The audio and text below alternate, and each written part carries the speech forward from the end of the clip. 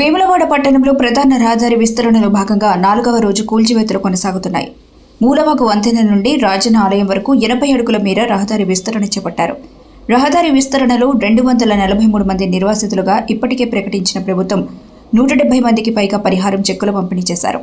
ఇందులో తమకు సరైన పరిహారం అందడం లేదంటూ 88 మంది హైకోర్టును ఆశ్రయించారు. హైకోర్టును ఆశ్రయించిన వారిని మినహా మిగతా నివాసాలు, దుకాణాలను అధికారులు తొలగిస్తున్నారు. రాజన్న ఆలయ పరిసరాల్లో 144 సెక్షన్ ఆంక్షలు కొనసాగుతున్నాయి.